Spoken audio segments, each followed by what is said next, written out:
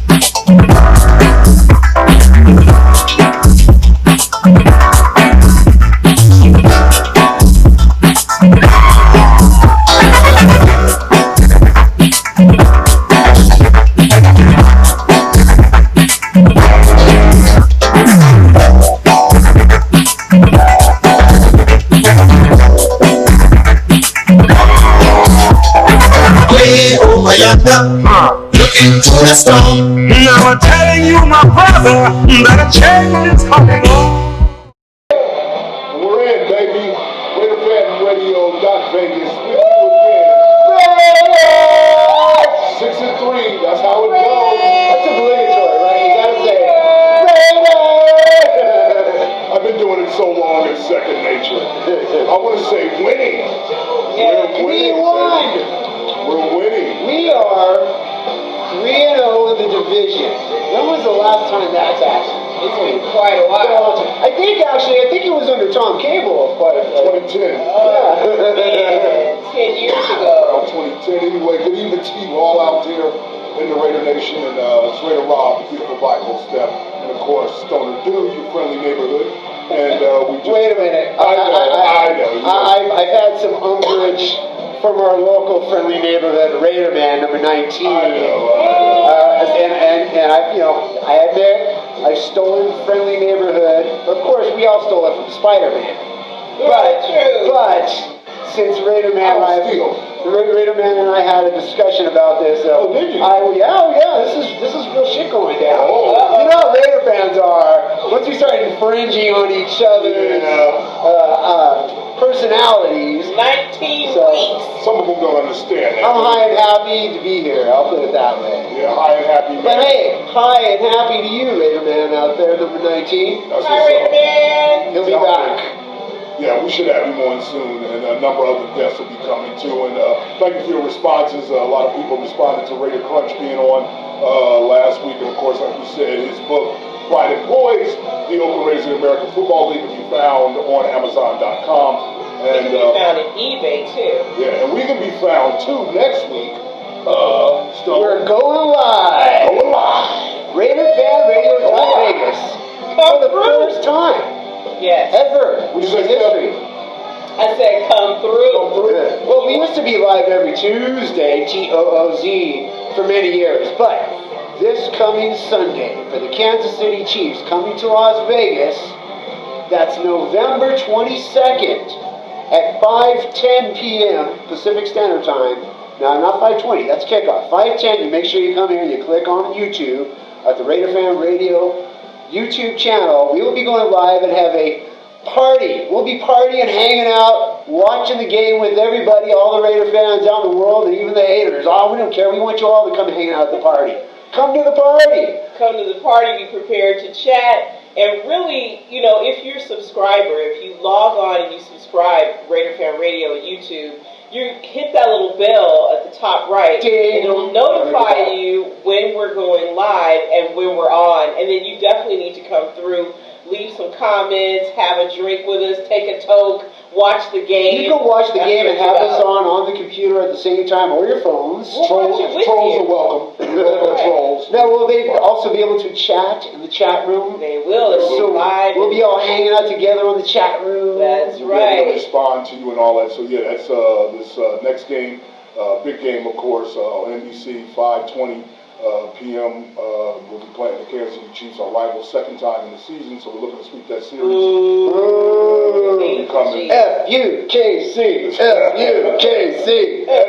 UK suit. I used to love that chant. Somebody was asking how long ago some of our chants. That was one of them, FUK suit. I still got my T-shirt. I'll wear my T-shirt that night. Right. Yeah, right on. Anyway, here we are, and This is we show unfortunately... Show 7? Show number 7. Welcome to show number 7. Unfortunately, we're going to start off just giving some remembrances, and I have to, of course, give some shout-outs and respects of condolences to a few people. Our dedication, as we call it. Dedication. D-E-A-D, dedication. I-C-A-T-I-O-N. That's right. And one of them I want to start off with is a legendary football player that a lot of us know from our generation, preceded us, but was a legend when we were growing up, of course, knowing the game. And he was always spoken about, and one of the great legends of the game, Paul Hornung, passed away, the great Green Bay Packer halfback, and just one of the great all-time. How old was he? He was 84. He's got to be like one of the last of the Mohicans, right? Or was? Yeah. From that era of the Mohicans gone. Right, yeah. I'm sorry, Mohicans. Don't get too Andrew Jackson I take it back. No. I'm sure we'll see some comments. He's one of the last of the great Vince Lombardians. Yeah, most definitely. Of course, played under the legendary coach Vince Lombardi. Anyone that knows your NFL folklore and know your NFL history, know the great tradition of the If you've heard what they call the Super Bowl, there's the Vince Lombardi Trophy. Right, and it's named after, went by many years as Titletown, USA, and that's where Paul Hornung starred, and during the time that he starred, along with Jim Taylor and Jerry Kramer and Bart Starr, Herb Adderley, Willie Davis, and a lot of other great, Max McGee, Boyd Dowler, won the first 2 Super Bowls, like Stone said, against Kansas City and Oakland, respectively. There was nothing respective about it. Not for us. No, but we were there early. We were in the second ever Super Bowl. Ben Davidson. So, but Paul Hornung, he was well noted too off the field as a real charismatic personality, one of the first real personalities of the NFL that got a lot of like star treatment and really brought attention to Green Bay, but also brought attention to the commercialization of football players. He's a good-looking guy. Pre Joe Namath. Yeah, pre all that. And he was also a ladies' Golden man. boy. Quite the ladies' man. Had a great reputation. I'm going to read real quick a couple of quotes here. Raider Fan Radio exclusive. To Paul Hornung and his legendary prowess. Look at everything. Look at you. As the Paul Newman, if you will, of the NFL. Or in this day, the George Clooney maybe? The George Clooney of the NFL? Okay. Who do you think? Who's getting all the box staff? Yeah, who's getting all the box? It's not George Clooney. It ain't George Clooney. Well, not anymore, huh? No, it's tough. It's like the good-looking dudes are really like the 70s, the 80s, the 90s. There's no modern day dudes who Ryan Gosling. stir your loins. Jamie Foxx. They all look the same. Jamie Foxx. If I said that, that'd be a problem. You Jamie Foxx is like every other, it's like, we love you, Jamie, Raider Nation, but at the same time, it's like, there isn't anybody like super fine anymore. Like, those things are done. Well, step it up, people. Yeah. Ladies, My whole step doesn't those approve. dudes. Anyway, there's 2 quotes attributed to Paul Hornung, and like I said, he had a legendary status as a ladies' man. Max McGee, his wide receiver and teammate that played with him, said Paul Hornung was an impact player for the Packers. He was also an impact player to half the females in the USA. Damn! He was fine. He was an impact gun. He was the white Will Chamberlain. And then Paul Hornung himself quoted as saying, "I would rather score a touchdown than make love to the prettiest girl in the United States." Wow. He was just saying that for football, by the way. Yeah, sure. He knew his stats. I don't get it. See what I mean? It's easy to say when you can have both. Who has lines like that now? What kid do you know in their 20s, supposed to be a heartthrob that has lines like that? There are none. There are no heartthrobs anymore. No. Anyway, one of the last great heartthrobs. He throbs no more. League, is Paul Hornung. And damn, Stone. Hope none of his family sees this. We'll edit that out. No. But anyway, God bless, and great legend of the NFL, gone, Paul Hornung. Also, something to touch me, man. I have a real special heart, a thing in my heart, man, for kids that go through tragedies and unexpected life-altering experiences on the human toll level. And, it just has always gotten me, and I had some things that I went through when I was a kid that I can just always empathize with some of the traumatization that happens to children they have lost in their life. And this story caught me that I read a couple of days ago, and I just wanted to send condolences because I think in death in general and in loss in general, we seem to forget kids and some of the, like I said, traumatizations and some of the psychological issues of separation that they have to deal with when they have loss. And so this is just a real tragic one. But I want to send condolences out to 4-year-old Raiden Gonzalez. Almost. I don't know if his father was a Raider fan. Raiden. R-A-I-D-E-N Gonzalez. And he's a 4-year-old little boy in San Antonio, Texas, who unfortunately lost his father back in June to the COVID bacteria and the COVID-19 disease.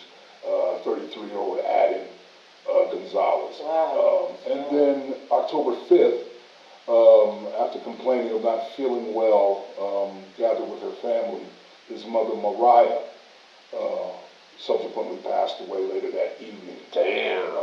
Yeah. Mom and dad. Within months. And so it just really just struck me that this cute little boy, so young in life, will be 5 years old this month, being taken care of now by his grandma Salinas. And she says that he's adjusting as well as he can, but of course he's a mama's boy, she says, and just really misses his mom tragically and just continues to ask about her. Many of us know these type of stories, but it just was heartbreaking to hear that because to lose his two parents as well as all the other hundreds of thousands now, we're headed to almost 500,000 possibly before January. Just a real sad loss, one of many that have stood out, but this was something that was preventable, of course. It was avoidable. And take what you will and say what you will about the response from the government or what have you, but this is just another example of just the toll, the human toll, unfortunately, that this COVID thing has taken on us here in America. And so there's a GoFundMe page under the name Raiden Gonzalez, and it's a very unique name, I've never seen that name before, but anyway, God bless him and God bless the Gonzalez and Salinas family in San Antonio, and wish him well. He's going to have a hard road ahead, man, and when he finds out the truth about this in 20 years from now, I'm sure he's going to be a very upset young man, but God bless you, Raiden, and stay strong, young man. Just sad loss, man. We got to get it together, man. So anyway, and then, And then there's another GoFundMe page we're going to put up right now. And our dedication for the night, although our good friend, Mr. Ricky Ricardo. GoFundMe, Save Ricky Sports Bar. Our good friend Ricky Ricardo wouldn't have any. Now, it was just a couple weeks ago, we did the GoFundMe for Ricky Sports Bar because a lot of Raider fans have been talking about Ricky's and the fact that it may close permanently. And they're having the troubles over there. Tina is obviously struggling, trying to keep things going over there. But we're sad to report, and we're all sad to know. And by now, everybody knows. Every Raider fan on the planet knows that our very good friend, and when I say friend, I mean family member. It's hard to say. I don't want to say father figure, but he was a very fatherly figure, just a hero, a mentor. He certainly offered many opportunities to a lot of Raider fans. He took opportunities. He made opportunities happen. Very creative individual. Right. But we're talking about Ricky Ricardo has passed away this last Saturday. And it's official. We all know about it now. Tribute shows are going all around the country right now, all around the world. Yeah. Because Ricky's Sports Theater, as Al Davis here is sporting the T-shirt so awesomely, Ricky's Sports Theater, it's been called a Mecca. It's been called a global destination for fans all over the world. Sports Illustrated called it the #2 sports bar, and we know it's the #1. It is the #1. But Ricky, as he's fine, he's gone, and we've all been sad and crying over it this past week. I know a lot of people are. Just from my experience with Ricky, I just have to share is that when I first moved to the Bay Area back in, I think, around 98 or so, 1998, I was the new guy in town. I was a stranger in a strange land to some degree in the Bay Area, and I was just kind of making my way, and I found the sports bar to go to. You know, I was looking to go watch some games and hang out. I found Ricky's. I would go hang out there doing some remotes when guys like Bob France and JT the Brick and Paulie Mack would do remotes over at his the sports theater. And I would go hang out in the crowd, and I didn't know anybody. One day Ricky came to tap me on the shoulder, and he knew I was a caller. And he said something like, hey, I like when you call the shows. That's all I said. And I was like, wow, Ricky, the legend, the icon, Ricky, the famous Raider fan that owns this great establishment since 1960, just acknowledged me. And that was really cool. And from that moment on, I was, God blessed, to have developed this great relationship with Ricky. And from that point on, he hired my band Raiderhead to do one Raider rally, one Raider fan party that particular season. And from that point on, for the last 2 decades, my band Raiderhead has been the house band at Ricky's. And all those years, all those games, oh my God, man. I mean, there were some games where I was playing, my drums were in the middle of the room. Ricky would just say, do what you need to do, man. Take the room, it's yours. Do you. And I'm like, wow, he's giving me a carte blanche, to rock the room and bring in some musicians and make some loud music.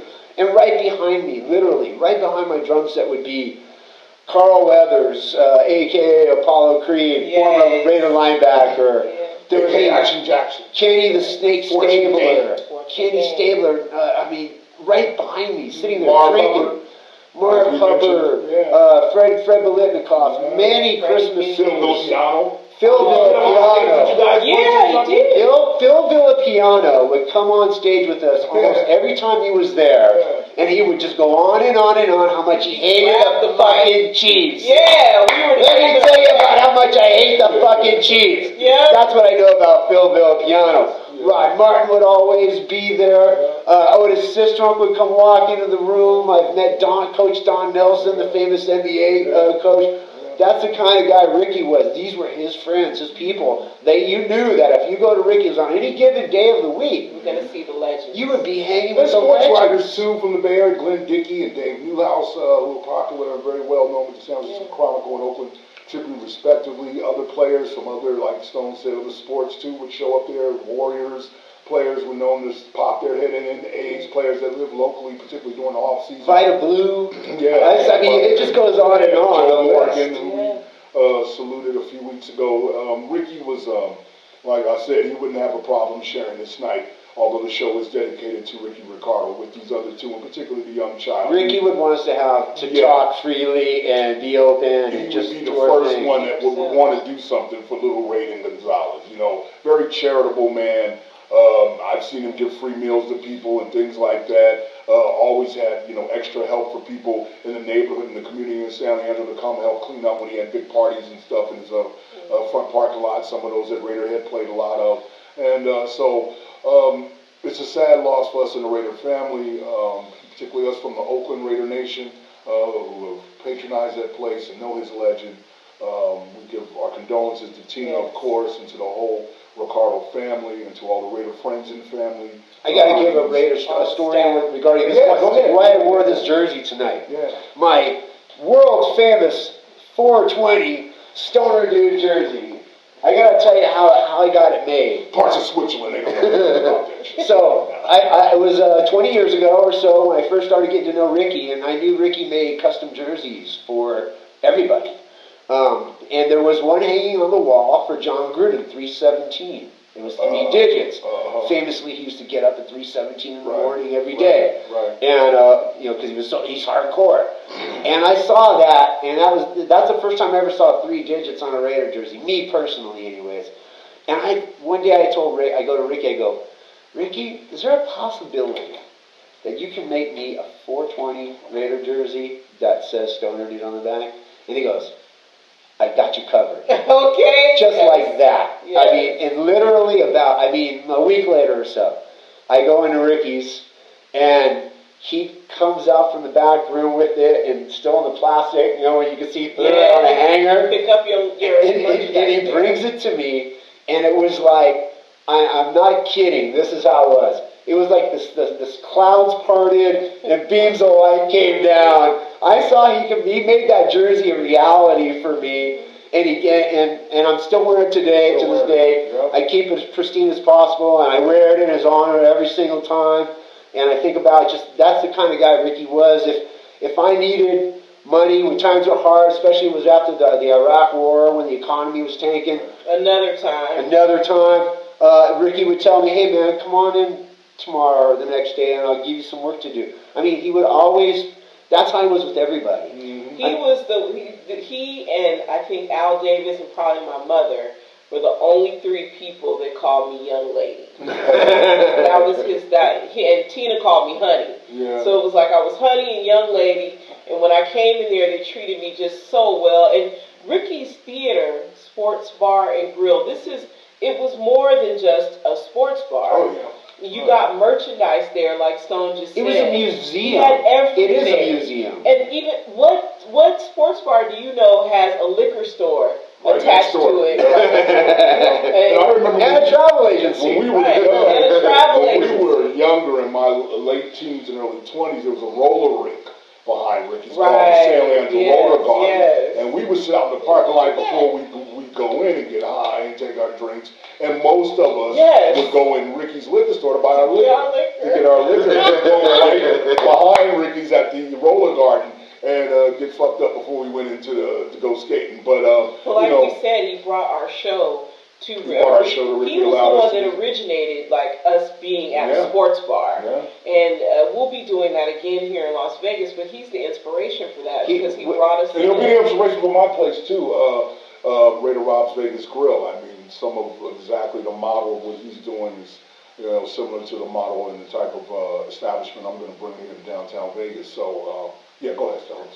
Well, I just wanted to say also too, when it came to Ricky, I was probably a million things he did for me that was just the most amazing, either friendly or creative or inspirational opportunity that, like I said, he put me in front of all these great Raiders, these Raider fans, the costume fans, to be at Ricky's during a Raider fan party, the roar of the room, and how it just literally penetrated our being, every being and soul. You know that scene in The Godfather, the wedding scene in The Godfather?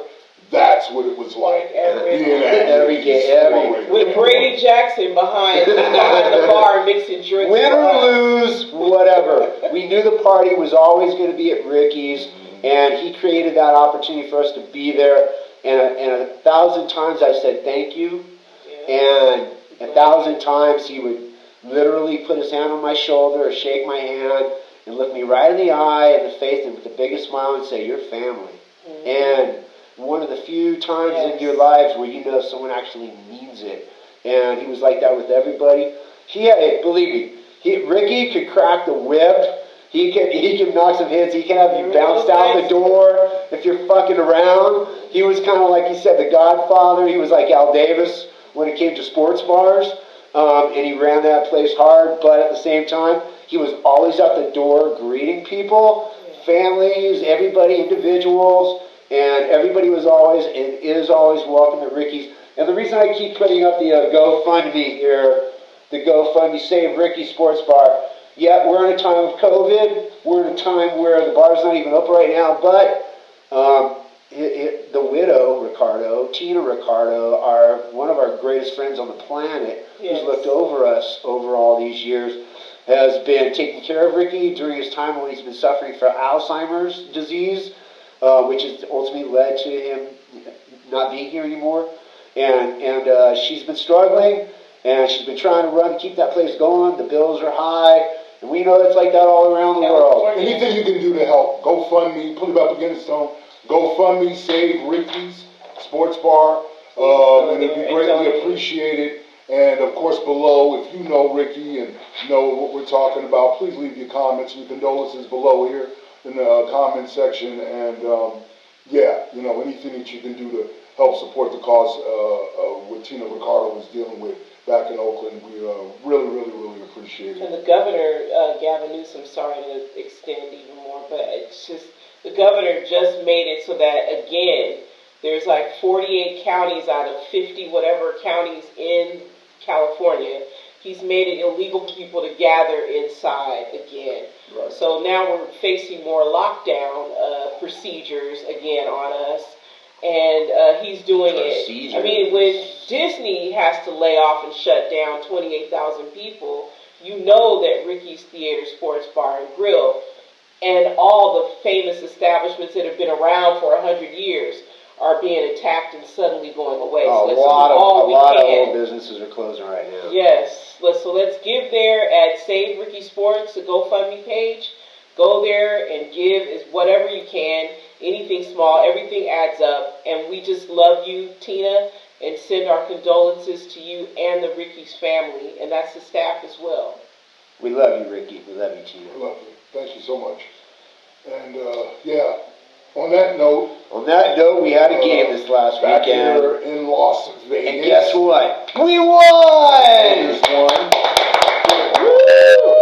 A beat down on the Denver Broncos. Wow. I haven't seen a beat down like that on the Broncos since the year they went to the Super Bowl. Remember that was a rainy game? Ed McCaffrey spread out on the ground, on the field. I'll never forget that day. It's been a while, Bronco too. massacre. Yes, well, they did it again. They did it. Denver came to town. Yeah, they came to town. The donkeys got their asses dumped on, played like as they're prone to do. And it was just, again, the defense. Can't say enough from the performance of the defense.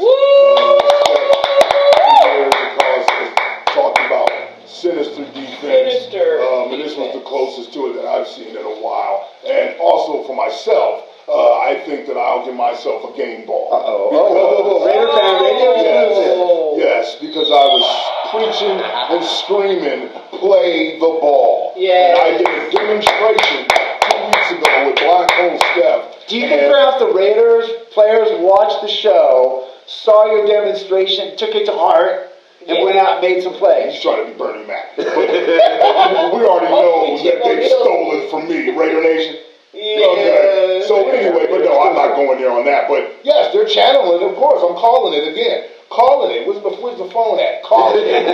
Calling it like I've been calling it. And I called it, played the ball, showed you a demo, and Nick Kowalski's interception almost Kwiatkowski almost looked just like what I showed you to do. It was. Turn around. See the ball. Who? Massive. Yeah, massive. Wait. First of all, there's a lot of interceptions. There's five takeaways. Game ball. Montreal Alouettes. Y'all need a head coach. The one by Carl Nassib in the first half. Yeah, the defensive was lineman. first of all, you talked last week. You talked last week about how that. Well, actually, John Gruden brought this up at the press conference. We're going to play some different schemes. We're going to do some things different. We're going to get creative. We know we don't have that. We don't know we have the person. Well, I'm mimicking Gruden here. They don't have the personnel they need, the talent they need to do what they want, but they do have the talent to work with. And they've been doing different things. Last week you saw a lot of Jonathan Abram playing close up to the line like a linebacker, coming in for blitzes. And the particular interception by Carl Nassib, he was in coverage. Right. This is a defensive end. What was he doing? A big defensive end in coverage. And when he caught that ball and he brought it back the other direction, he looked like a giant, it was a cartoonish image, like a giant bowling ball. And knocking over pins, just banging away. Yeah. And that was just one of the most awesome sights to see for a Raider defender. They were very physical. They were very active in the backfield. A lot of pressure. Again, a lot of pre-snap looks like we've mentioned here. And overall, just a cohesive performance by the team. The penalty on Cleveland Farrell on that late hit was bullshit. Yeah. Okay, this is the National Football League. This is why, as much as you guys try to hide it at the league office in New York, your ratings have been going down. It ain't because of fucking Kaepernick kneeled either. Okay, the product is inferior, and even Red State people know that the product is inferior. It's getting more inferior. It's that obvious? Bullshit. I mean, the flags have been minimal this year, and for the second game in a row, the Raiders also minimized their flag play. So that was good to see. Much more discipline, much more poise, as Al Davis would say. And But the defense, man, got to give it up to you. Defense Just was the played one. your ass They were the off, one man. because Carr was having one of his days. That's always He was about having Carr. one of his days. Oh, boy. Because honestly, it was 37-12, but really, with how many takeaways? You said 5, right? 5, I said 5. If you 4 multiply 5 times 7, that's 35 points. 5,323. So I would add 35 to 37. And there were some missed out. Well, Carr He's allergic to the red Carr zone. threw the ball downfield. He's allergic to the red zone. He's allergic to the red zone. Don't try to cape for One that went cocksucker. right between He's allergic Henry to the red Ruggs' zone. hands. Yes, that one. But he's allergic to the red zone. Twice within 20 yards in the red zone. Yes, Overthrows. dude. Overthrows, man. You Just what? totally inaccurate passes. Yes. But to all of you Carr fans, No, he man. managed the game well. He made it one. 154 yards. Thank God. Alex Smith was left for dead like a wounded moose. Okay, on the side of the road. All right, literally almost died last year. Okay, and he came in with the Washington Football Club and had 300 plus yards passing. I think 2 touchdowns or what have you. And you know, mugs that are on stats and all that. Kyler Murray, Allen, Herbert, the rookies that have come to the league. Mahomes in his second year. All of them had stellar days of numbers that Carr should be proportionate to on a regular basis by now. Right. Not to mention what Ben Roethlisberger and Aaron Rodgers and those veterans are doing. Drew Brees, and even though he got knocked out, broken ribs. Get well, Drew. Well, even Come on, man. But look, they're building the team. Twice in the red zone. These overthrows. But in the meantime, we got an awesome running game. Running game. Awesome running game. Blocking. The offensive line showed up again. I think we might have one of the best running games in the NFL right now. Oh, yeah. And that's saying, we're technically in the playoff hunt right now. Devontae Booker is punishing, showing he can punish inside and He out. played the very first opening special teams play of the whole entire game, and there was Devontae Booker out there. That's how much he wanted to play today, obviously. He's getting you yards. My boy Hunter Renfro, slot machine, he is still showing that he's a great possession receiver, can be trusted down the seam.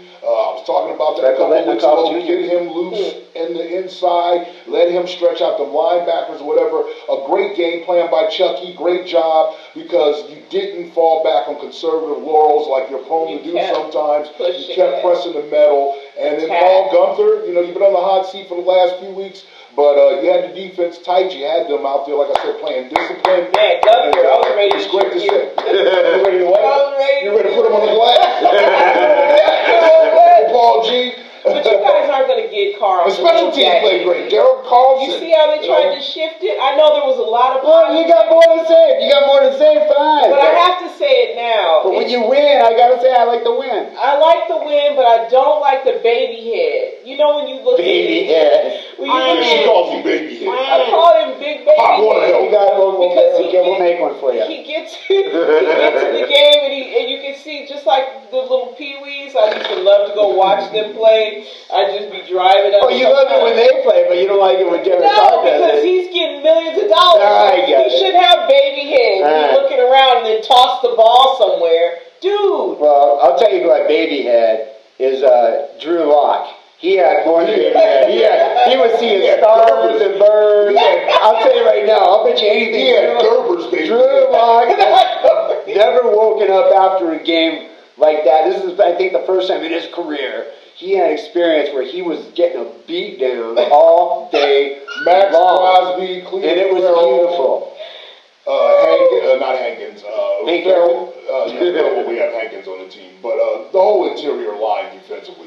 Artie Key, My boy Artie Key from LSU. suspiciously enough, because he's been Not suspicious. MIA, he's been MIA for a while. Because what I say, he's been sticking around, but he hasn't really been doing a lot. He's either injured, he ain't playing. But he was the one at the beginning of the game in the first quarter that pretty much first got his hands on Drew Lock. Right.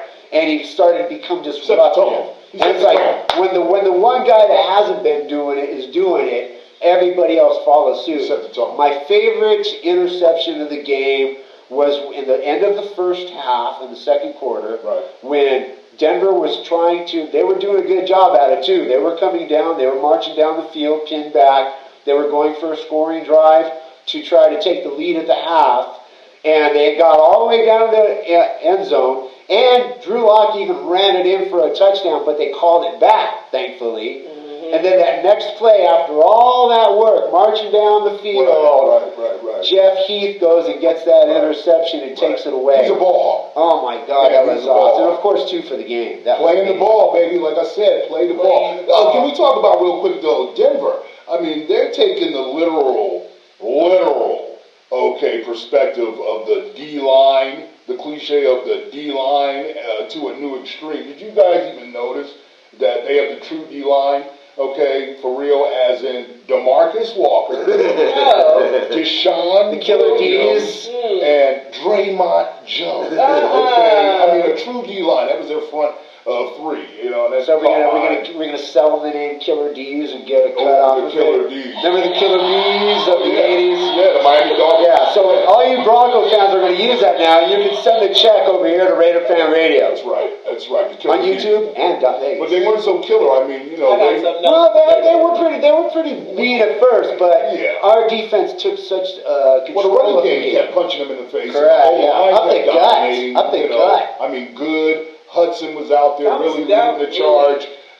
Yes. You know, Miller, Walker, not Walker. Witten. Witten was out there blocking too. But it was just great again to see the mobility of the offensive line for the 3rd week in a row. Gruden's got these guys out They there are solid. getting down the field, pushing down the field, getting downfield blocks, and great blocking too by some of our wide receivers. Aguilar, Hunter Renfro, you know, really showed that they can get downfield and put some blocks out. Now, Aguilar dropped the ball. Darren Waller dropped the ball. He did, but you saw in his eyes, he knew it. It was devastating for him. Well, the good thing and I about- love that about that. And the good thing about that is that, and I was Then he got overthrown by Carr too. I was thinking to myself directly after he dropped that ball, I'm like, go at him again, man. Right, he And will he get did. it for you. Derek Right. Carr went right to him for a first down. So there's not like any time of the game where there's a lull of players hanging their heads low and going, oh, I No. fucked up. It's like, no, man, the clock's That's still not the culture ticking. anymore. No. Yeah, the clock's that's been a distinct. And that's what John Gruden is certainly, and his coaching Yes, staff has certainly Chucky. instilled and initiated in this new Like we Raider said in the team. second week, our second show, an attitude adjustment was needed.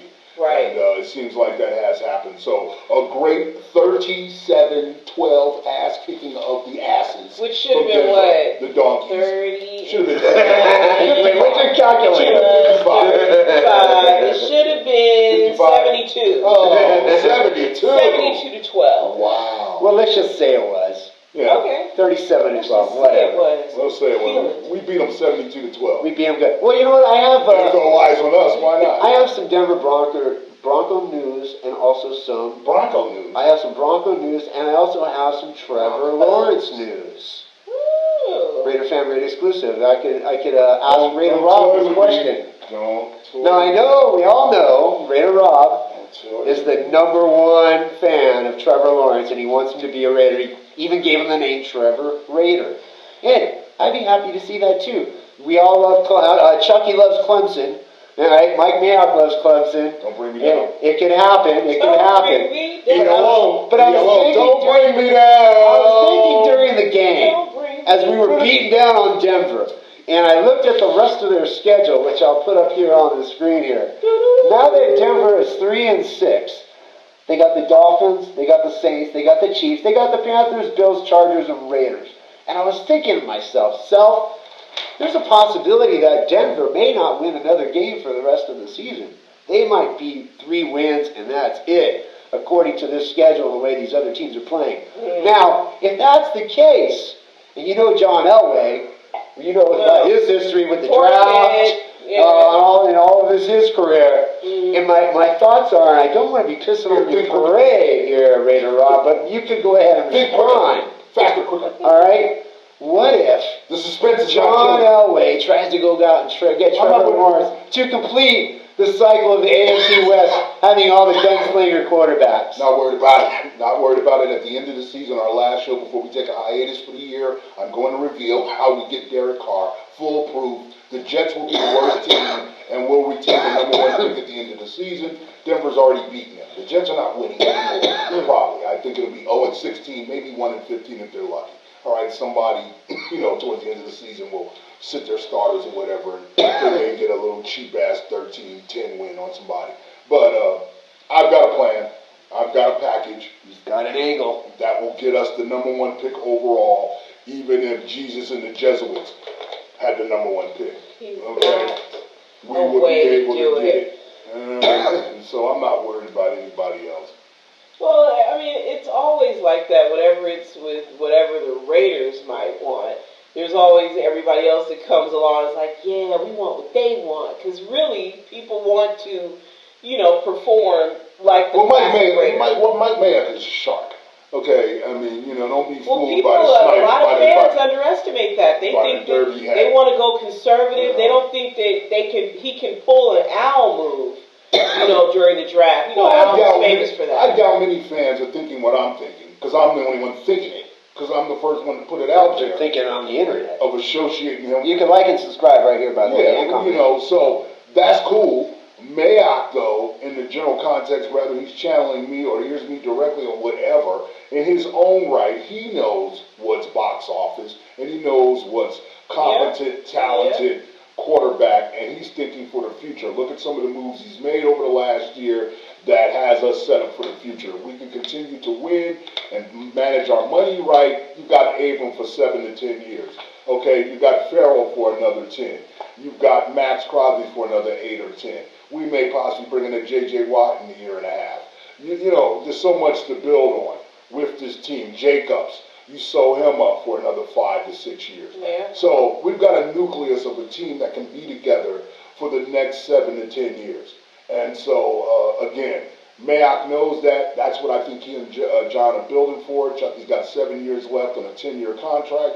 So, there's nothing else to do, particularly if this is any sign of what we're seeing here at the 6-3 mark right now, the halfway point of what's to come and what the future looks like. Yeah, we should have 2 rings in the next 5 years. Yeah. Okay, but we got to get a killer. Yeah. We got to get can't be at a 75% rating. Yeah, he came in at 69 point something and what have you, and that's all swell and fine, but it's not consistent enough again. His contemporaries right now, particularly the younger ones, are outclassing him in every avenue, in every statistic that he should be, for those of you that statistically inclined, should be at this time in his career, all right, in at least the top 6 of quarterbacks in the NFL and in the top 10, okay? And I could right now name 10 quarterbacks better than him. I can say this right now. When Kyler Murray first came out of college, I did not see him and look at him and go, he's going to be the next star of the NFL. To me, I think, by the eye test, thinking, oh, man. And I'm a little guy. And I'm like, maybe, I don't think he's going to last. I think he's going to get beat up out there. But, I always say, prove me wrong. He's proved me wrong, that's for sure. Mm-hmm. Kyler Murray, I think right now is up there with Russell Wilson and who else does he remind me of? A little bit of Patrick Mahomes. He just has, he's got a natural gift, like we always talk about how Josh Jacobs has superpowers, natural gifts to play football. Right. Kyler Murray certainly does, and of course, and I know you want to talk about some of those quarterbacks right now in the NFL, but right now he's the standout to be that. Right now, the Cardinals are actually a dark horse to actually, maybe even win a championship the way the NFC is going right now. You don't know who the top team. It ain't going to be Tom Brady they're not just going to give it to him. He's got to go out and earn it. And guys like Kyler Murray, Russell Wilson, even the Green Bay Packers, they lose a couple games here and there, but Aaron Rodgers still is Aaron Rodgers at the end of the day. So, I understand what you mean by the killer. I don't see that game yesterday with Buffalo. It was 2 of the young guys. Josh Allen is a beast right now. I mean, that's the modern day quarterback for sure. And I understand Trevor. Again, proven right with the bomb, the long pass from freaking Kyler Murray on the Hail Murray at the end of the game to Ben Roethlisberger out there slinging 50-yard touchdowns yesterday. I mean, the bomb is back, baby. Okay, and hopefully with the reemergence of the long ball and the reemergence of stretching the field, we can finally get dead this West Coast bullshit. Right. Okay. Back this to AFC marginalized offense football that a lot of people and a lot of Raider fans too think is still the optimum way to win football games in a pass-happy, fast, specialized NFL right now that is favoring the quarterback and favoring the quarterback with the big arm and favoring the stretch offense. We are, some of the most dominant teams we've had, have as I've said, been based on that. You know, that is the whole DNA ethic of Al Davis football and the Raiders. I think that you know, it's good to see overall in the NFL. I love seeing the stretch offense and the long ball. I think a lot of the Raider fans have conditioned, especially the younger generations, conditioned themselves to accept that, you know, like Rich Gannon was the best quarterback the Raiders have ever had. And it's like, if you feel that They will way, openly say that in polite company. I know, they'll be like, but Rich Gannon, it's like 5 interceptions in the Super Bowl. Whatever grade he had, he erased it there. And the MVP that he won in 2002 didn't do shit for the team. You know, that was a personal achievement. Jim Plunkett. Rich Gannon was a journeyman bum with the Minnesota Vikings and the Kansas City Chiefs, where I first learned to have disgust for him. So thus when he came to the Raiders, I was pissed. Right. Okay? And again, thank you, Derek Brooks, for knocking his ass out that evening, in Oakland. Yeah. That was devastating. How dare you? I was supposed to have Drew Brees. I was supposed to have Drew Bledsoe. I heard that hit from the top of the bleacher area, the top of the stadium. I could hear when Derek Brooks hit Rich Gannon in a crowd, a full packed house crowd. I think it was a Sunday Night Football against Tampa Bay, and you heard it. And nothing was more heartbreaking than to see Rich in that what do you call it? That collar? Yeah, the big metal thing holding up his neck for the next couple months or so. Yeah. And we were at his the day he retired. Yeah. Sitting right next to Al Davis. So, yes, based on a lot of things you said, you're right. But then again, that brings me back to what I think about Al Davis. Al Davis actually had a lot of respect for Rich Gannon and wanted Rich Gannon. I don't give a fuck if Al Davis shined his shoe. And I'm just saying, Rich Gannon. he was a productive quarterback, but he didn't get us the championship. You're right. Hey, what have we had since Rich Gannon until now? Derek Carr. You know, and now that's the problem, Stone. It's like you're getting these. You've stayed within this realm when you've had greatness before. You can't go back to just the mediocrity and stay there I would say for 30 based on years, 20 years. Everything you just said about the quarterback, you're right. Mike Mayock and John Gruden, post Derek Carr, are definitely going to go out and kind of get that guy. Whoever you're talking about, whether it's Trevor Lawrence or somebody else, that's who they're going to get to be the guy for the Raiders for years to come. Yeah, and I hope he's the future, and I hope he's able to go deep. Well, I know one thing I saw yesterday is the future of motherfuckers going into deep debt between Los Angeles and Las Vegas. What do you mean? I was flipping between both games. And at one point, after flipping to the Ram game, which was on, and they were home at SoFi, and of course we were home in Las Vegas, I just, got struck by the fact that all the fucking hundreds of thousands of dollars both them stadiums are losing. Good night. Yeah, all the money. 0.0000000. And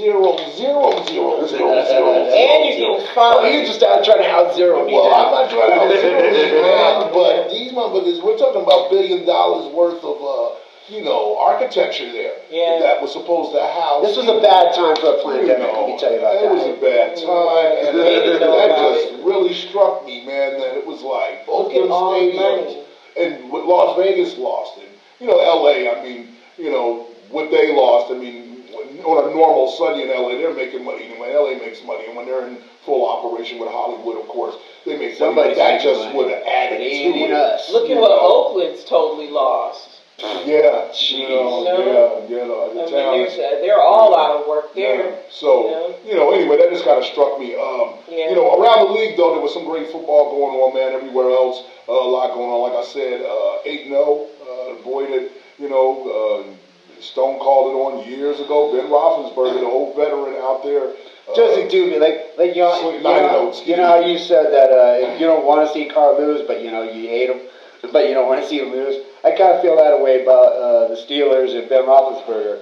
I don't want to see the Steelers win, but you can't help but watching Ben Roethlisberger out there year after year after year. Yeah, I mean, a personal injury after injury, favorite, rape after rape. Motorcycle accident. But I felt back. Thank you. I did you the honor of not having to disrespect yourself. Ben Rapersburg. I'll undignify myself for you anytime. Right on. I appreciate it. But he does it every week, man. He still goes out, throws touchdowns. I don't know, man. The Steelers are out there killing it. Of course, we talked about the shootout in Arizona. Wait, what does that say to you about Mike Tomlin? In other words, do you think he's like one of the best coaches right now in the NFL? Yes, he's one of the best coaches in a long the NFL. He's one of the best coaches and in you the think NFL. about when you think about the Steelers, I mean, again, I hate saying good things about Steelers, but I have to. They went from Chuck Noll to Bill Cowher, directly to Mike Tomlin. All of them have won Super Bowls, and they keep doing it somehow. So, they do. you know, when... bringing back bad memories. But it's true. It's true. It's a painful truth. And I got some Steelers friends out there. I know you're going to rub it in tomorrow. Goes down as not only one of the more great modern day head coaches. He, of course, along cultural lines, will go down as one of the great black head coaches, black American head coaches in NFL history too. When it's all said and done, and he's not done. I mean, at 9-12, he doesn't want to slow it down. Poised to possibly be the top team coming out of the AFC to challenge Kansas City. And so, and they're healthy and they're balling, you know, and you can't take nothing away from it. It's coaching too, and yes, he is. He is very underrated coach. But fuck bitch, man. Anyway, they lose this week. The Steelers talked about the shootout in Arizona, Kyler Murray and Josh Allen. Just a great game. Came down to the end with the Hail Murray, as they're calling it, down in Arizona. And again, two gunslingers, young gunslingers that are just, playing like 5-year veterans. Oh, and what about Tua Tagovailoa? Tua time in my... How do you say his name? You're going to make it so good. How do you say that? Tagovailoa. Tua Tagovailoa. That dude's undefeated. 3-0. As a Dolphin starting quarterback. Flores has the Dolphins. This is definitely the modern age video game quarterback is now a reality. Let's bring it back. Well, what you're seeing too is that places. when we were coming up, and 20 years ago, rookie quarterbacks usually came and sat for a year or two before they were thrust into having to play. You had some exceptions with your Peyton Mannings and maybe your Troy Aikmans, but it was customary, particularly during the 70s and 80s when I came of age as a football player. Sometimes 3-4 years. Yeah, quarterbacks sat on the bench. When you had guys like Steve DeBirds and Babe Laufenbergs and people like that were just these journeymen, Rich Gannon. What year was Kenny Stabler when did he become a starter? Not what year, but how 73. How long was he behind Blanda, LaMonica? How long was he behind those guys? They traded LaMonica, so he was behind. He was like 73. That's when Kenny started. No, 72 because he was on the field against the immaculate deception play in 72. So it was 72 when he became a starter.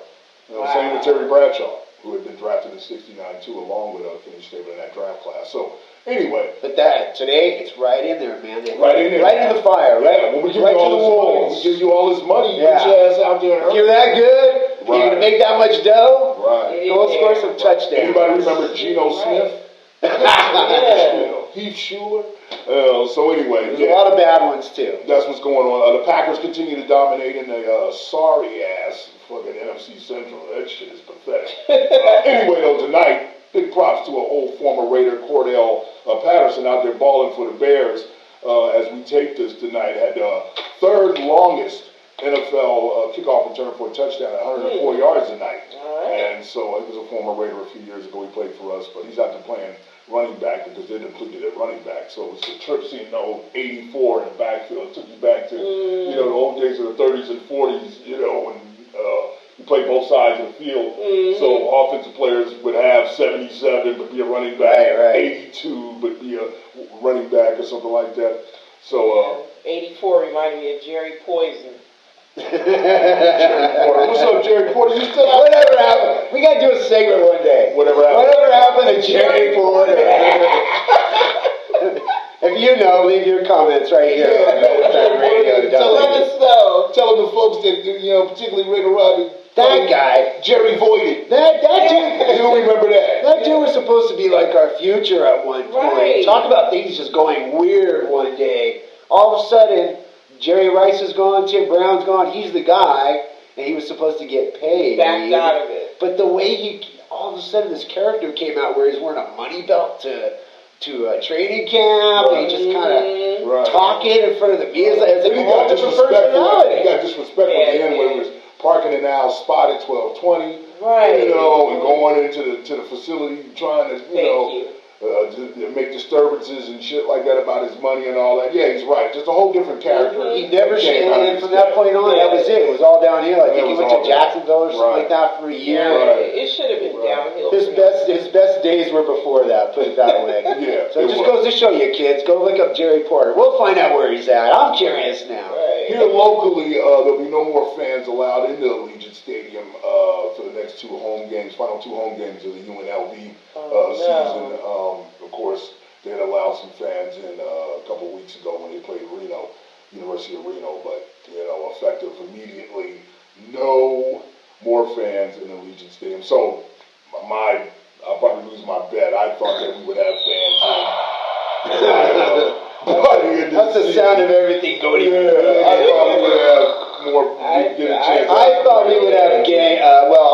That depends on who the president was going to be or is going to be. Well, we've had a spike in to be. cases here in Clark. It does. I'm just saying. But depending on who the president was, It doesn't or matter. not, that would have dictated how many fans would be in stands right now. It's probably. And now, well, this is what we got. Yeah, it's probably off. There's going to be no chance. Also, in another sport, football to baseball, congrats to Kim Ying, who will now be the first.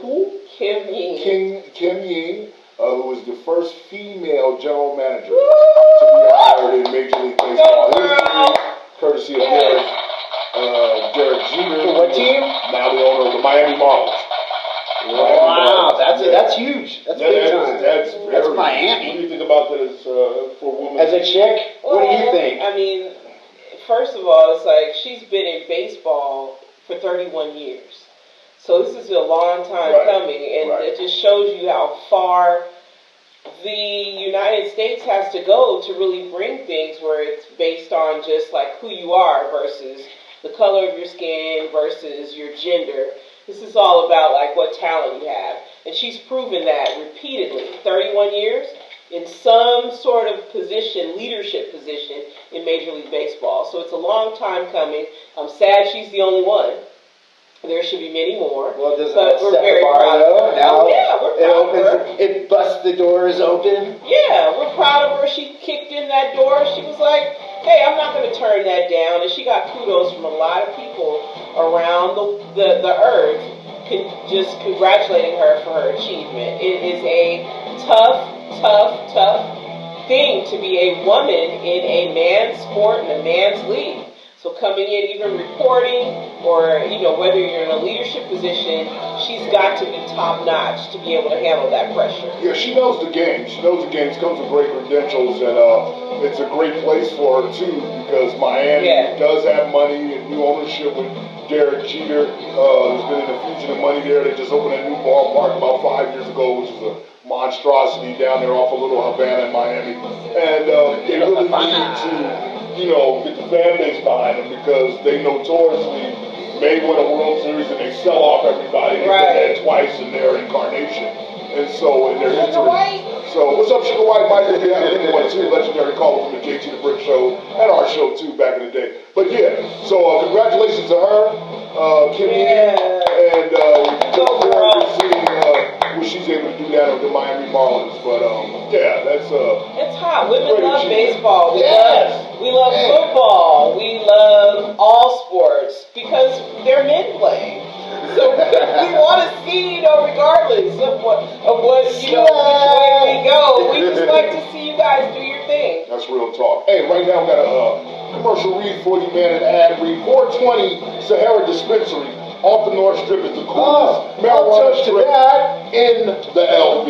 They've got the best deals, the best bud variety and inventory, best customer service, and most reliable store-to-door delivery service in the Valley. Located at 420, where else? Sahara in Las Vegas. I know where that place block is at. east from the famed Sahara Casino and Hotel. It's open 24 hours a day, 7 days a week. The pot don't stop, baby. All right, the pot don't stop. All right, score more at Las Vegas' premier marijuana store, the 420 Dispensary. The time is always 420, and so is the place. 420 Sahara. Get your high from 420. 420 Dispensary, Las Vegas, Nevada. Right. We like them. We need to fix that fucking CD player. It's working. It's doing what it must do. Yeah, I know. But that is, it's amazing. Well, he's fucking with me. What am I saying? It's amazing to watch just the transformation. Being here before marijuana was legal in Las Vegas to it becoming legal, and to see, like, they took it to the next level. Compared to what Oakland could have done in the very beginning stages with Amsterdam, this is just like the Mecca, and it's really cool to have an organization like 420 Sahara. On that note, I'm going to get a couple comments from some of our commentators here on Raider Fan Radio. Commentators? That's a new one. Commentators. Dispensary. You bring that over from England with you? Commentators. I like commentators too. I like commentators. That's a new one. Well, one of our new viewers, listeners, Raider Moore. All right. He says he's spreading the word, sharing our show around the internet. He is the president with Vegas Raiders on Facebook, and he also agrees with our last show when we talked about, yes, there should be a smoking section in the stadium for all Raider fans to congregate. What's up, baby? That would be very modern and awesome. So anyways, Raider Moore also says that he's been promoting Save Ricky's, of course, at GoFundMe. Thank you, Raider Moore. And he also says that a dispensary we should go check out sometime is Planet 13 is the new dispensary. Oh, yeah, the in town. Planet It's supposed to be some big, cool, trippy, cool place. Well, that's where the tourists are at, though. No offense, Raider Moore, but we're too cool for that shit. That's okay, I'll check it out. I'm just... I'll see. I like them all. What kind of thing do they have? Well, it's Planet 13. It's that new mega... It's huge. I know that. Right. It's almost as big as the Death Star. It's that big. Well, it's really behind the power station. Okay. Yeah. South Shield Carrie and Bobby said they love seeing us every week. They're watching us on their huge, big, giant widescreen at home every week, and they say hello. They truly enjoy watching these episodes. Raider Homer, who like me, stoner dude, is a huge, big Derek Carr Carrie and Bobby are long-time viewers, too. We appreciate it. They've been around a long time. Yeah, we love you, Carrie and Bobby. She loved the picture that you posted of her with the What's up, Taylor? I mean, man, totally fabulous. What's up, The hostess with They'll the be coming to visit us. Raider Homer, like I said, who like me is a Derek Carr fan, always has great things to say about Derek Carr. But when it comes to Raider Homer's comments that if Derek Carr wins the Super Bowl with the Raiders, he'll walk half naked on the Las Vegas Strip wearing a Chargers jersey. powdered blue Chargers. He said, yeah, after hearing that, I kind of don't want Carr to win a Super Bowl. But it was joking, because he really wants Derek Carr to win a Super Bowl. Jedi. I think he just doesn't want to see Raider half naked on the strip in a powdered Charger jersey. We love you, Raider Homer. He's on the Raider Homer channel over on YouTube as well. Yeah, check him out. You can check him out. Every Monday night he's on live, and he also has his pregame show Sundays before the game, usually 3 hours before the game. So it's the Raider Homer channel on YouTube, baby. Yes. The best TV in the world right now. I want to knock. Speaking of TV, I want to knock Crown Royal. You know, you got to calling their ass out. You know, y'all got a great reputation in the hood, and you know, in the drinking community, period. But you know, we love the drinking community. Is that what we're calling it? But this little line of commercials, this campaigns that's going on. I mean, the bottom line is, you know, along the lines of just like support for musicians. And Stone brought up a few weeks ago about my performances and all that. Man, you motherfuckers, I'm sick of these commercials, big rich companies not paying artists for their original recordings to use for their commercials. What do they Okay, What are they not paying? they don't want to play Sly Stone. You know what I'm saying? Because they got some new commercial with Crown Royal, and they're playing "If You Want Me to Stay." And no, it is terrible.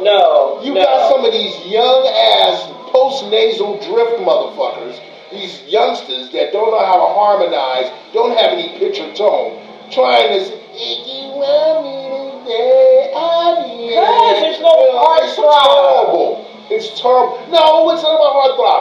Pay Sly to use the original recording. It gives you commercial folks. Number one, more authenticity. Two, yes, we're the new elders. You're trying to appeal to Generation X. As much as y'all want to call us slackers 20 years ago, okay, and as much as you think that we're not important now, you're always talking about boomer, millennial. Forgetting, I'm not a fucking boomer, okay? We're not boomers. We're Generation X, okay? Respect us, all right? And respect the fact that we don't fall for the okie doke. We're the last generation that don't fall for the bullshit. Okay, we know all your conspiracies, we know all the bullshit in the game, we know all the media manipulation tricks, all that, man. Okay, you can't fool us. Alright, so stop trying with these half-ass campaigns on TV and not wanting to play, rock stars and classic R&B and funk artists for the real recordings. For every Papa John's that did pay the Troutman family to use more bounce, here you come. An established brand like Crown Royal. You got these shitty-ass youngsters trying to sing, If You Want Me to Stay. A Sly Stone classic. Like, that's sacrilegious type shit. You get smacked around in the back alley for shit like that. Yeah, that's wrong. That's some real shit. They've been screwing Sly Stone for a lot of years for all of his. Well, they're screwing for a reason. He hasn't been screwed, I don't know if you know. But Michael Jackson had his catalog. You all remember Rhythm Nation? Right. Janet Jackson? Well, we know what that song is. Right. And this is not something, unless you're really into music or really know the game and how this shit operate and know why they hated Michael Jackson. Okay, he owned it, part of his catalog. He owned Little Richards and some others. He gave it back to him. The Beatles too, right? Yeah. He gave it back to Sly. Give that back. Sly, might have known about 10, 15 years ago, was allegedly living in a van in L.A. Right. Riding around. Well, that was all hush hush. That was Mike. Like, here's your shit back. Keep it. So these motherfuckers. Michael Jackson was a real one. Michael took care of Sly. He took care of Sly. Sly has been fine. That's why Sly ain't had to do nothing. Keep that on the left. Then Starbucks did that tribute album that they did for a minute, that they did on, and all that. Well, all that shit was licensed out because Michael Jackson on the catalog. Right. And then he slid Sly and shit. And then Michael Jackson everybody died. Keep this to yourselves, and that's what's up, though. That's what's up. That's wow. So that's what they don't want to pay. They don't want to pay. Because they don't want to pay Mike. He says he's dead. I said he's dead. He died. Died. But we know what that means. I said it did this. You can't. There's nothing to imitate. Just go ahead and pay, because you can't have the kids who don't want to study, their history in terms of music. The younger musicians are just kind of doing their own thing, but they don't realize it's been done before and done even, to a different magnitude. So it's like, there's no way anybody can come along and imitate Sly's style. It's not just the heartthrob thing, but it's the fact it's basically respect the music and respect the culture. Right. That goes for a lot of the rock artists. I see these fake ass, somebody's got a commercial out now where they're doing Painted Black by the Stones, and it's some cheesy, Monkeys version. Yeah. And it's like, go on and pay Mick Jagger. Yeah, they may charge a high premium, but that's how good their music is. You know what I'm saying? That's how you want the best, you pay for the best. Exactly. That's the benefit of being the best. Yeah, I just resent them using a lot of these little, carrots that they dangle in front of Generation X. Because young kids don't know that music. And our mothers and our fathers but it's so caught good. the tail end of that music. So if you want me to stay on a commercial, you're talking to us. Mm-hmm. Okay, unless, the rare youngster and the rare real, music aficionado who grew up like we did into music and reached back 40 years. Yeah, they're out there, but it's not as dominant as it was when we were growing up. Yeah. So you're trying to speak to us. So don't disrespect us. Pay Sly, okay, and give him his money. Commercials are almost like the new radio. In other words, you're hearing less radio, but you're seeing more commercials. So they're basically taking the music that we all grew up with and know through generations as far as recognizable, and now they're using it to sell on the new Same thing they did with media. Same thing they did with sampling. It's still the soundtrack of all of our lives, even snippets of it now. But that's how great that era of music was, Right. how influential Yeah. it was to the longevity of music. Just looking back 2,000 years all the way up to that point in the 60s, 70s, 80s. Just incredible music that is not to be imitated. And so what they have left is they're taking little pieces or trying to imitate. Particularly imitated badly. Right. You know, it's not like you're doing great covers like Raiderhead does, or some of the tribute bands for other noted bands, and they do great, solid, and they're committed to really upholding the standard of the music you ever hear. I am Raider fan. And you always give the artists, the original artists, their tributes. Yeah, That's what it comes down to. Exactly. Hey, did y'all hear about this in Thailand? This guy. Wait a minute, Thailand. When'd you go to Thailand? No, I didn't go. I'm not over there. This guy, Tan I want to Phet, go, just for the record. 44-year-old dude. I guess he's considered a sex addict over in Thailand, right? And Wait a minute, that whole term sex addict. Aren't we all sex addicts? We should be. You know, some people struggle with their sexuality. They struggle. I don't know who they It's are. a struggle, they gotta think about it. Some of them will be in church this Sunday. I'll be watching the Raiders. I'll be a sex addict on Tuesday. As a human race, you gotta be. If you watch one of my favorite channels, the I Die channel, is Steph always teases it and calls it and shit, but Investigation Discovery with all those murder shows and all that, a lot of motherfuckers are sexually conflicted. A lot. Radio exclusive. That's too bad. Sexual problems, okay? But anyway, this dude was a sex addict. He had a tradition of having like these fat orgies and these suites. Fat orgies? Fat, that's Does that mean that everybody's black. fat? No, PHAT. Oh, PHAT. We did this in the 80s with you white folks. We're not going to do it. Hey, okay. It's a whole new language I need to learn on RaiderFanRadio.Vegas. New language. You've just been in a different genre. So what, you don't like fat orgies? Fat means it was big, you know, in black vernacular. And not that was a fat. fat party. Yeah. Stone had a fat ass ride. You know what I'm saying? Not my ride. Yeah. I wish. So this Now you're lying. This dude would have these big fat ass sex parties every month and shit, right? Right. And they're just going strong.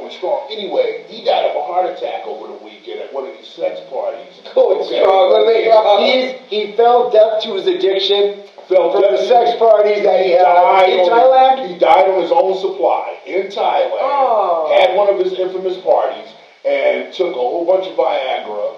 And apparently this guy was doing this a lot. You know, every month they were having these parties. Every month. Surprise. Because you can only do it once a month because you need a lot of time to You recuperate. know Viagra is heart medication, right? You need to recover and recuperate. Look, see? The Viagra. Right. And this tube. How much more do you need than He Viagra? was taking this erection cream. Oh, he was trying to die. Okay. Erection cream. I mean, he had the suite, they say, where there'd be over 30 girls there. Him and his buddy. He was on Viagra and erection cream. And some sort of cream. Apparently, according to police, he was on fried chicken and shrimp because they found some of that in the room. Oh, Wait, stop. Fried chicken, shrimp, Viagra, and dick cream. Yes, and dick cream. All that. Exactly. That does sound like a party. 44 If you're gonna go, that's the way to go. Yes.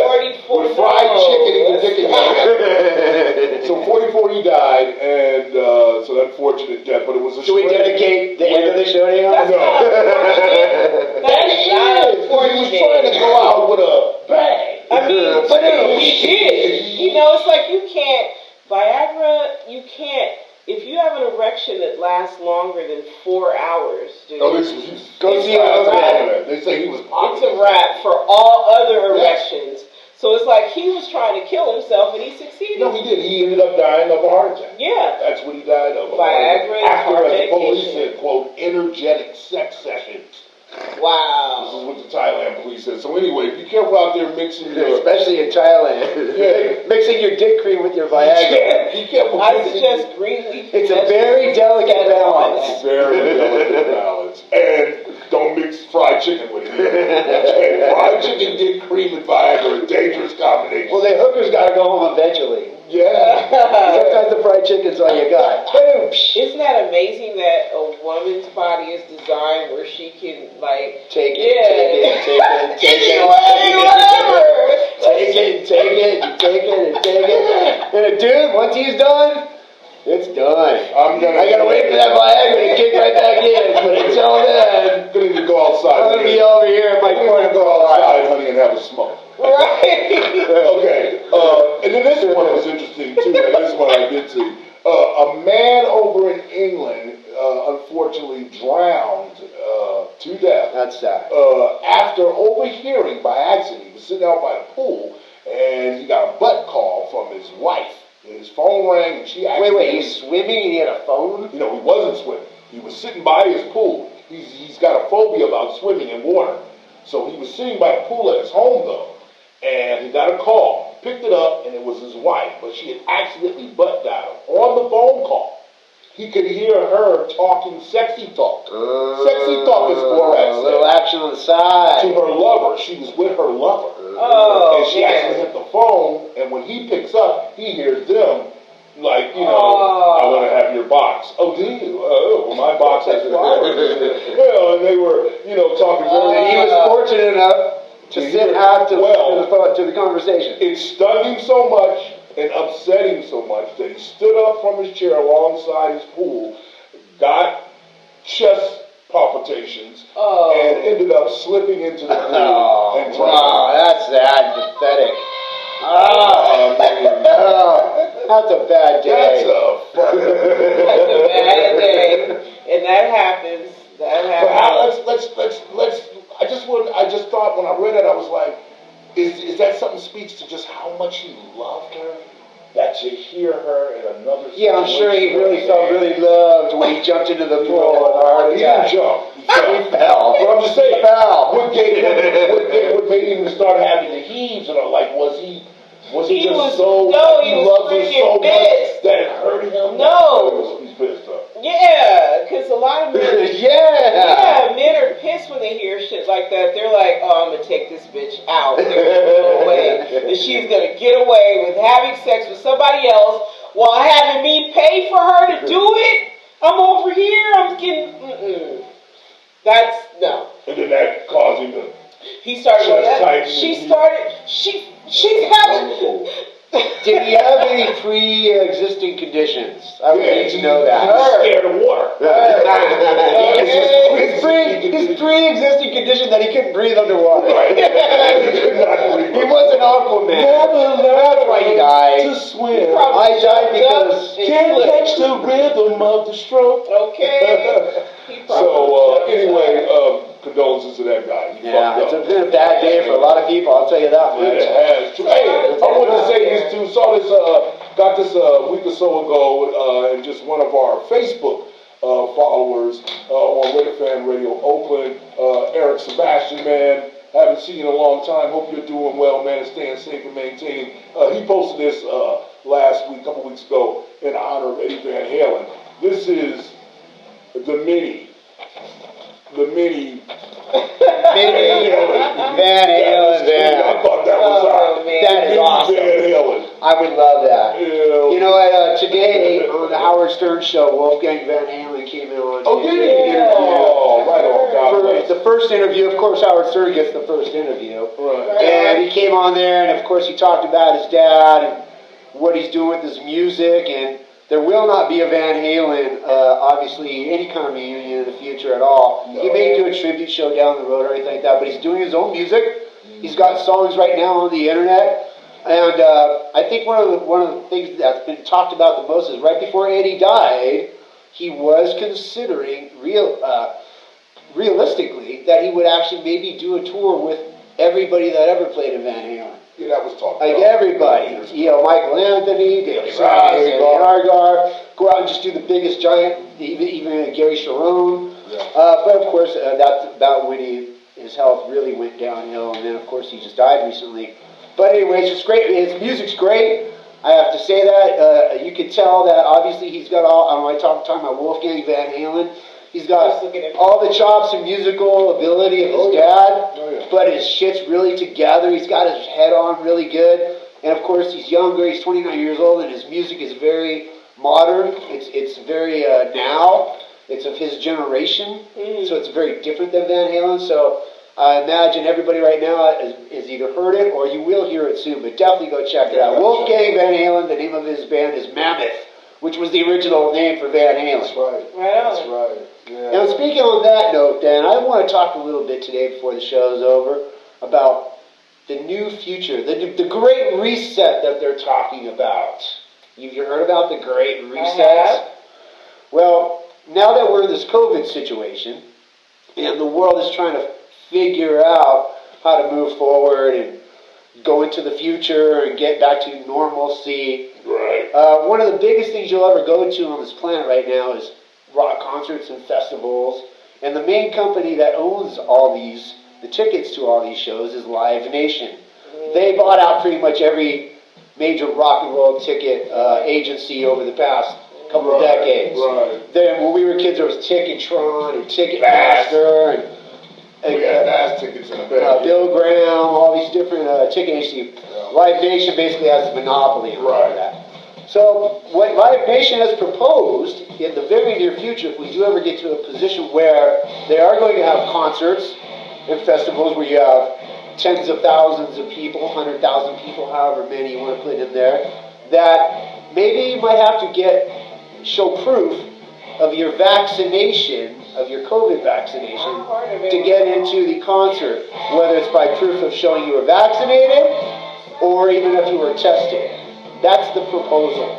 That is beyond any kind of slippery slope. That's the slope going like this. That's what's coming next. That's the coyote going down with the head. Yeah, remember Wile E. Coyote? Yeah. So they're proposing that you have to be tested by them. Show some kind of proof, and this is where the debate and the discussion comes in. How do you show proof? By giving people with your injection, with your whole, when you subject yourself to getting injected with something, you could likely or could possibly get injected with an RFD chip. What will they consider a legitimate test, though? You hear what she just said? That's what she just said. It won't be a test. It'll be on your chip. Right. Your chip that they put in you, whether it's through your shot or the knee, whatever. They're going to put it in you. That's what they want to do.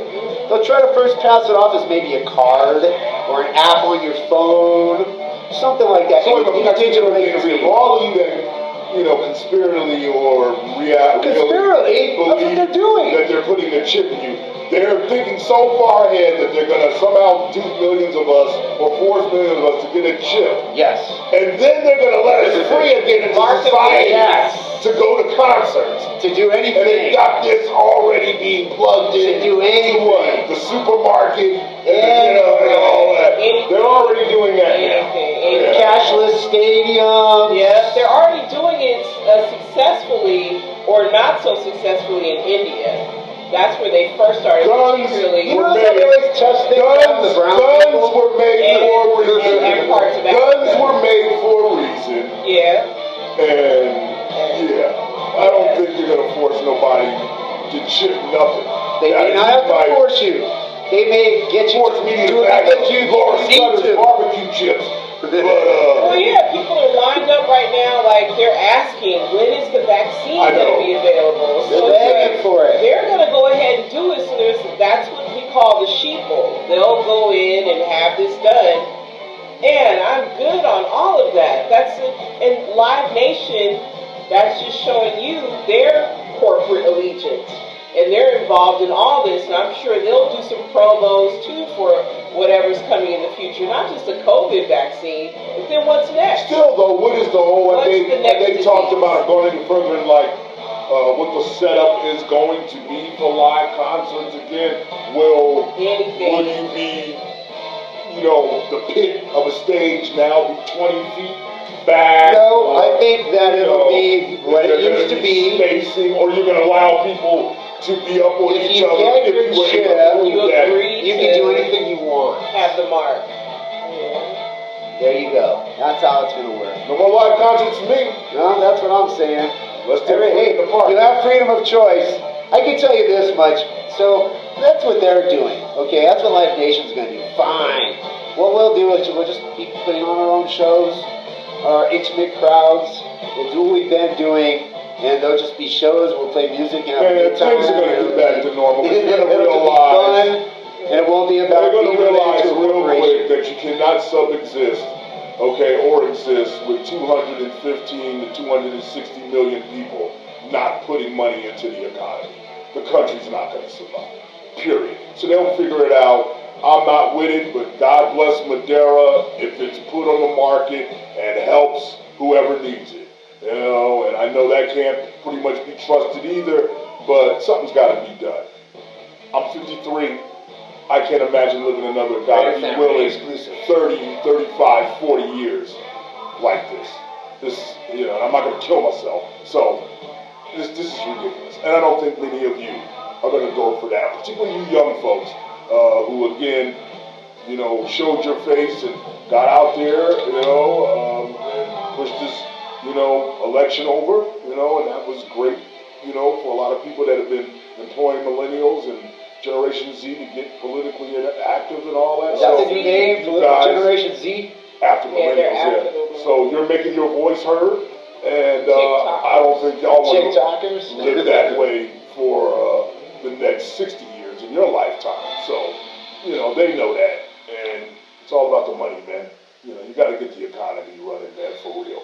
You know what I'm saying? So shows in the park, capturing, like Stone, you were just saying, just getting together and music will come back because musicians and people that want it to come back will certainly. It's coming. Right. I'll tell you, I'll go out on the street right now with a generator and a couple friends to jam at this point. It's time to play, man. Well, the industry also needs to come back because it employs so many people and it's just part of the American It's what we want. Give the people what they want. Live music. On that note, here's what we want.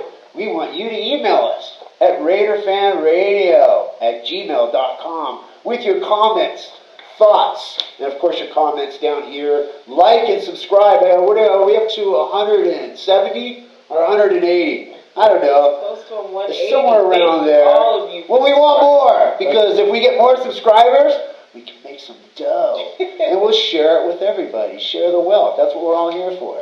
The goddamn motherfucking Chiefs. Okay, on Sunday, that's a shout out to Black Hole Margarita. Okay, we love you, sister. We know that's your slogan, your thing. Fuck the motherfucking goddamn Chiefs. And they're coming to Allegiant, or are we going there? No, they're coming here. They're coming here. Okay, well, let's get down there and kick their friggin' asses. It's the same game plan. Be aggressive, be physical, be active. Okay, Carr play within himself, turn loose that run game. And the bottom line is find a way to pressure Mahomes and follow a way to impose your will. Okay, it's about, you know, fuck you football, man. And so get out there and bust their asses in the mouth. And all of us, to a consensus as the Raider Nation, can all agree on one thing. We all hate the goddamn Chiefs. Okay? So there's not analysis have to be done. Kick their fucking ass.